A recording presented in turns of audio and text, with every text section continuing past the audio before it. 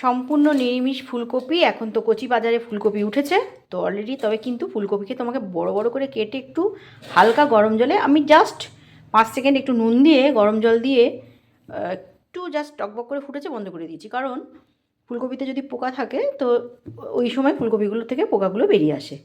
তারপরে ছেঁকে নিয়েছিলাম তেলের মধ্যে আলু। আগে ফুলকপি ভালো করে ভেজেছি, ফুলকপি জানো তো ভালো করে না ভাজলে গলে যায়, তরকারির মধ্যে ঘেঁটে যায়, তো একটু ভালো করে ফুলকপিটাকে ভেজে নিলে ওটা স্টিফ থাকে এবং গলে না। আর বড় বড় করে আলুও নিয়েছি, বেশ এই যে মাংসের মতো বড় বড় করে আলু নিয়ে নিয়েছি। এবার ওটাকে জিরে ফোড়ন দিয়ে, যেমন আমি রান্না করি তাই জিরে ধনে আদা সব একসঙ্গে করে একটু হিং ফোড়ন দিয়ে, জিরে ফোড়ন দিয়ে, তেজপাতা ফোড়ন দিয়ে, ধনে পাতাও দিয়েছি। তো ফুলকপির ঝোল তো ছেলে খাবে না ঘি, সেজন্য ঘি অ্যাড করিনি, নাহলে একটু ঘি অ্যাড করা যেত। তো আজকে একদম সম্পূর্ণ নিরামিষ ফুলকপি আলুর ডালনা আর কুমড়ো ভাতে, বেশ সর্ষে কাঁচা লঙ্কা তেল মানে একদম ভালো করে তেল তেলে করে মাখা।